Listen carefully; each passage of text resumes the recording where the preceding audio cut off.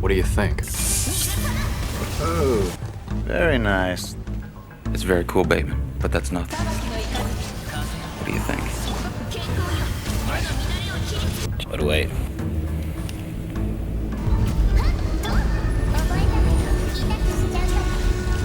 Oh my god.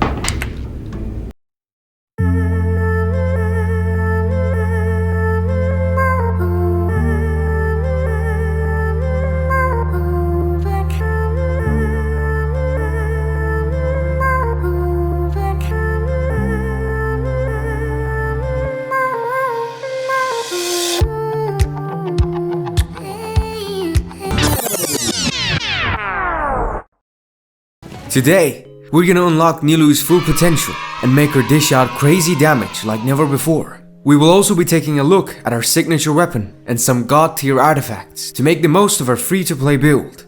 Rest assured, this is the best free-to-play build for Nilu out there. So without further ado, let's talk about our weapons and artifacts. Weapons and artifacts. While these first entries aren't exactly free to play, if you have been lucky enough to get them at some point, they are the best weapons on Nilu. A. Key of Kajnisut, Nilu's signature best in slot 5-star weapon. While it may not match her aesthetically, it is built for her functionality by giving loads of HP as the secondary stat. B. Primordial Jade Cutter, gives Nilu ample crit rate, while also granting her additional HP from its passive. This is her second best in slot weapon. As a free-to-play, your best choice for off-field sub-DPS Nilu is the craftable 4-star weapon, the Iron Sting. This sword is capable of increasing all of her damage thanks to its passive and her elemental mastery, which will increase her bountiful core damage in the situations wherever triggered. If you had managed to get Zipho's Moonlight at some point in Genshin's relentless gacha system, it would work too. Its EM secondary stat works wonders in Hydro-Dendro teams featuring Nilu. On the topic of EM, if you manage to get the event-exclusive sword Tukabu Shigure during a Kitsu Kimodemeshi, it's great on the best girl Nilu too. She needs to be on-field to apply the cursed parasol place is cursed state on enemies, but can remain off-field for the damage bonus to be effective as well. Now for artifacts. Off-field sub-DPS Nilu. Peace Tenacity of the Millilith set. Yes, you heard it right. You only need the 2-piece effect from the Millilith set to increase her HP. For the remaining slots, you will need to farm for a good 2-piece Noblesse Oblige, 2-piece Heart of Depth, or 2-piece Glided Dreams. Remember that Nilu prioritizes the creation of bountiful cores in this build. As such, you must stack as much HP % main stats on her as possible. The Millilith is more than proficient at increasing her bountiful core damage this way.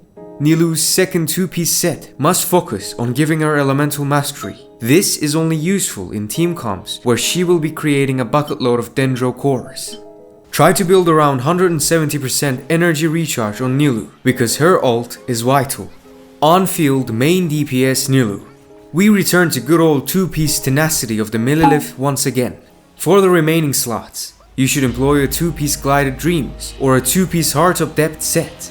Some argue that the HP % Hydro crit main stat combo is better than triple HP % build here. The reality is that they are both more or less equal, because a large portion of Nilu's damage still comes from bountiful cores. Finally, 150% energy recharge is enough for this build. Also note that Nilu's full HP builds will generally outperform crit builds.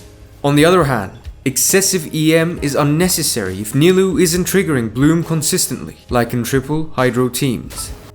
Talents. Before you pull and start building for Nilu, you need to understand how she works and what really makes her shine. Number 1. Normal Attack, Dance of Samser. Sumeru related names aside, Nilu's normal attack just performs up to 3 consecutive strikes. Charge attack does a twirling slash, and plunging attack damages in an AoE. Leveling this talent is not recommended. 2. Elemental Skill, Dance of Haftkasvar. Let's not pronounce that, shall we? With this, Nilu enters the pirouette state, which deals hydro damage to nearby opponents based on her max HP. While in this state, her normal attacks and elemental skill will make her enter the sword dance and whirling step stances respectively, which converts her damage to hydro damage that cannot be overridden. Please note that these are considered elemental skill damage. While in these stances, Nilou's third dance step will end pirouette. In doing so, she will trigger the following. Sword Dance. Nilou unleashes a luminous illusion that deals hydro damage to opponents and grants her the Lunar Prayer effect. This effect transforms her normal attacks into sword dance techniques, and her final hit will unleash a luminous illusion. Whirling Steps. Nilou unleashes a whirling water wheel that does AoE hydro damage and creates a tranquility aura that follows your active character around. Similar to Barbara's E, it applies the Vet effect to opponents within its AoE. Also note that Nilou cannot perform charge attacks when under the effects of Pirouette or Lunar Prayer. These effects will be cleansed once she leaves the field. 3. Elemental Burst. Dance of Abzendigi. Distant Dreams. Listening Spring. Not even gonna try this time, no matter how gorgeous the alt animation is. When cast, Nilou begins the dance of faraway dreams and springs that hear, causing a lotus of distant waters to bloom. This deals AoE hydro damage based on Nilou's max HP and applies the Lingering Ion effect to all opponents who were hit. After a set interval, opponents affected by Lingering Ion will take hydro damage. 4. First Ascension Passive. Court of Dancing Petals. Probably the most confusing talent of them all, but let's break it down.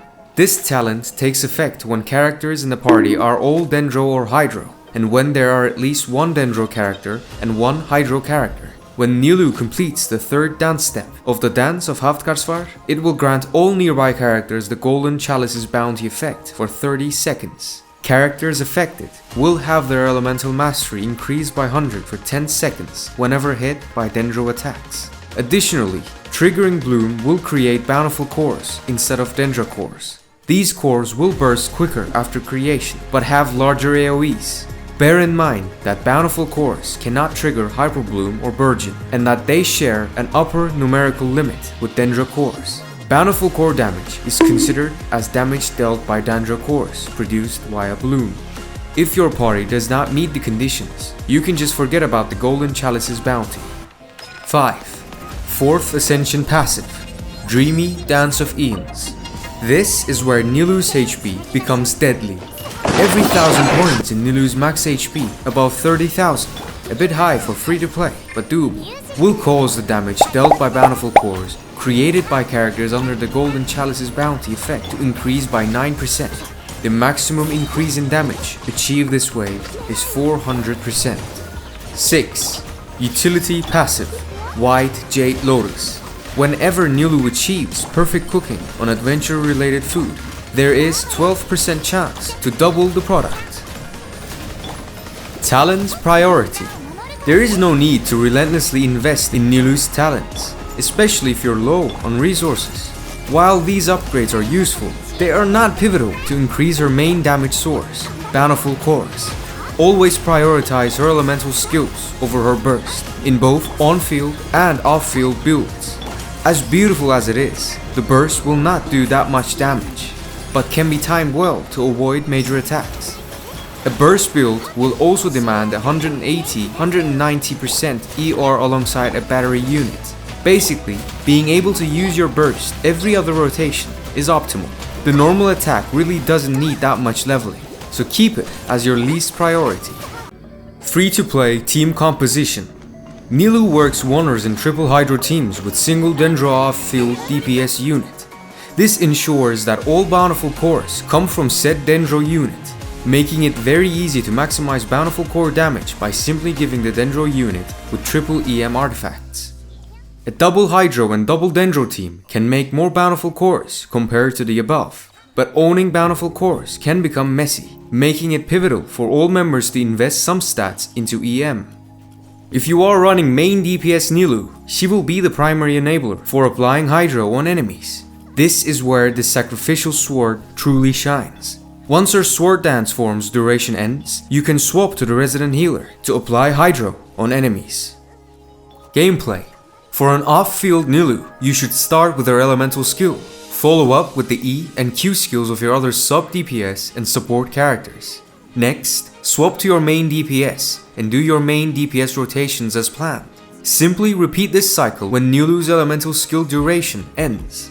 In the case of an on-field Nilou, you need to use the E and Q of your other sub-DPS and support characters first. This should be followed by Nilu's elemental skill. Next, swap to a Hydro Catalyst user when Nilu's elemental skill ends to deal Hydro damage. Now, just repeat the cycle when the off-field Dendro damage ends.